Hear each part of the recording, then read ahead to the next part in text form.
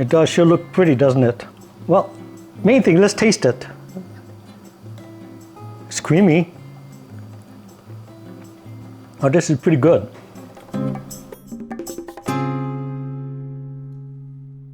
Okay, as many of Ninja Creami containers, it's relatively new in the market, and naturally everybody grabbed these things when they're available. Now, I noticed that third-party vendors or the aftermarket people are finally getting involved in making the 24-ounce version of the containers. Well, the name of the third-party guy or the aftermarket version is Afboard. AFBORD. Put it in my description, the name. It's on Amazon. And since I've ordered this thing, I think he raised the price by about $1. So it's still kind of hard to find. There's a few on Amazon, and quite frankly, a couple of them are sketchy. Some of those third-party guys, the price on their containers, because they know it's in demand, is about the same price as Ninja.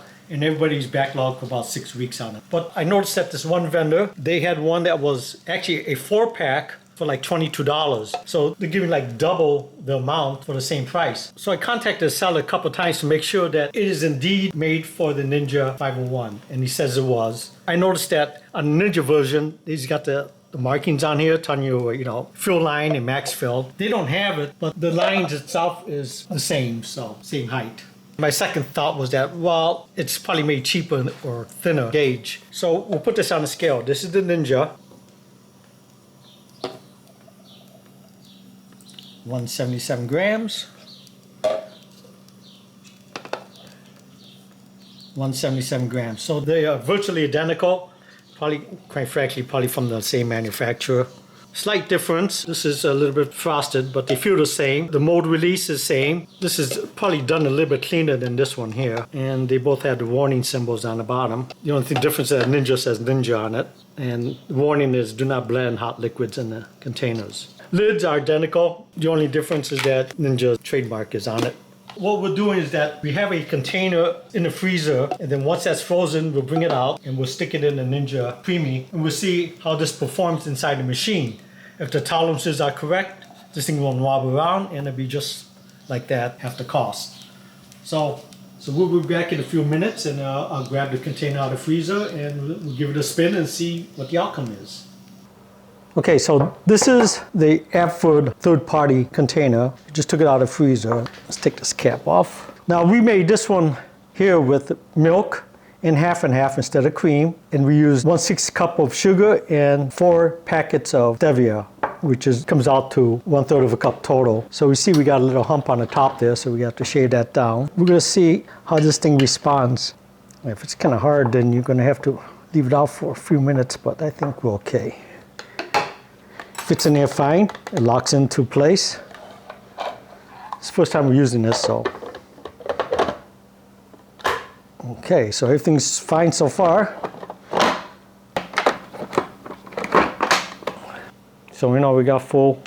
Let's see, we got milk in half and half. Well, maybe I'll put on Lite Ice Cream.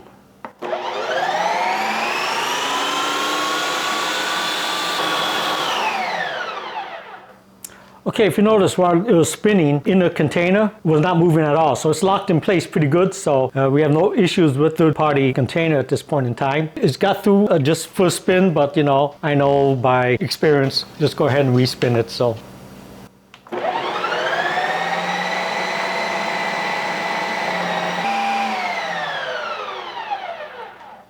Okay, ice cream is done. That's what it looks like. Okay, let's see what it looks like. Probably another respin with maybe a tablespoon of water. It's like maybe half and half. So after the first respin, if you see it's still crummy, it's going to need another respin, which is quite common. But you may want to add another tablespoon of liquid in there. So this one here is going to take 2 spins.